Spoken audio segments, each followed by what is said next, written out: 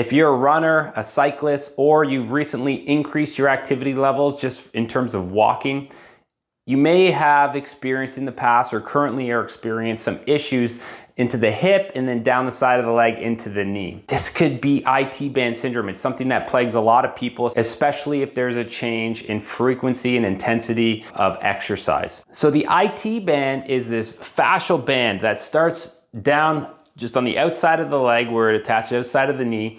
And it's almost like a pencil, or a little thicker than a pencil above the knee. You can kind of feel that hard tendinous or ligamentous band down on the outside of the knee, just probably at the top of the kneecap. If you travel outwards, you'll feel it. And if you follow it up, it actually fans out a little bit. And when it comes a little bit wider, holding those quads together so they don't bow out with exercise and help prevent some of the vibration. And then it has a couple different connections into a few different pelvic stabilizer muscles on the lateral part of the hip. These pelvic stabilizer muscles help when you're standing on one leg. They activate so they keep your hips in check. Now what they do is when they activate, they actually cause tension to occur into that ITband. A lot of people suffer from this. A lot of people don't get full-blown ITband syndrome where it's like excruciating pain on the outside of the knee. Typically, it's very pinpoint. You won't be able to bend your knee too much. Walking up and down stairs typically is excruciating. In these cases, you definitely want to consult your physician or somebody who can prescribe some type of localized anti-inflammatory cream that can help alleviate that, or you can use, ice to mitigate some of the discomfort, but it's gonna take a while. There's a fat pad that sits in there, and that fat pad is hypersensitive to pain when it becomes inflamed.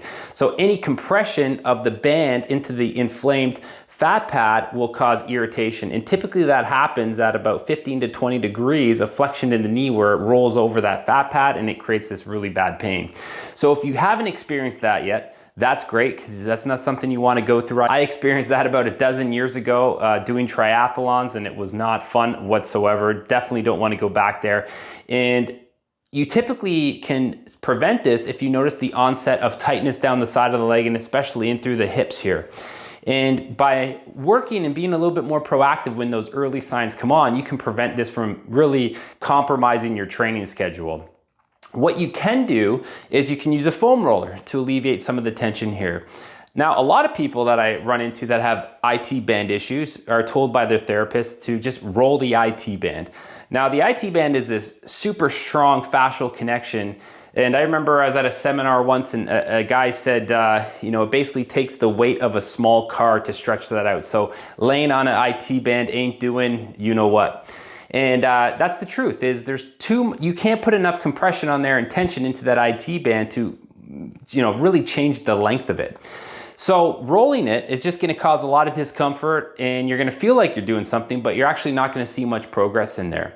Ideally, where you should be rolling are the muscles that attach to the ITband and influence its length, the amount of tension that is in that band. I'll show you a few things on the ground here that you can do. First, you can work on the back of the glutes, where you cross your leg. You can lean on that side. You can also lean down on your side, roll that part of the hip. And you don't want to beat the tissue up. A lot of people think that they need to really work and tenderize that area till it becomes like nothing left in there. But you don't want to do that because it's just going to keep it more inflamed. So give it about 48 hours in between. The other one you can do is a muscle called the TFL, which sits in the front here. And you can roll that on the front of your hip, extending the leg back, kind of working the hip flexors, a little bit more lateral than the traditional hip flexors. And you can have an influence there. So that's step one. The second step you can do is either get a deep tissue massage, or you can get the lacrosse ball, or use your foam roller if you feel comfortable doing it. And you can go right off either side of your ITband, and you can influence the muscles that sit underneath of it. So what you're trying to do here is we're trying to create a nice frictionless interface so they slide, because sometimes you can build up these little adhesions where it becomes a little bit more friction in there, and it causes tension when it pulls, and it can cause some of the irritation.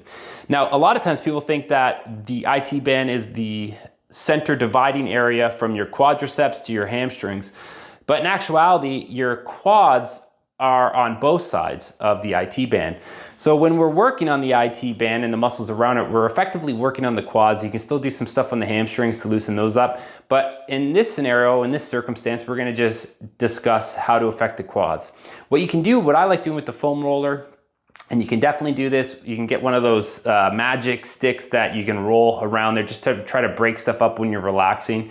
But what I personally like doing is using the foam roller, finding an area where it's a little bit tight on either side of the ITband. Definitely don't put the weight directly on there. And then with the leg extended, you're gonna hold that area with the foam roller, and then you're gonna bend your knee back. The reason why we're bending the knee back is we're creating tension in the quadricep, and we're causing it to slide underneath of where that pressure is put on there by the foam roller, breaking up any of those irritable adhesions that can build up under that fascial layer. So next time you feel some tension into the hip and even down the side of the leg, make sure you try this at home, or go and get a deep tissue massage on either side of that to try to break that up. And 9 times out of 10, you'll be back to normal in no time.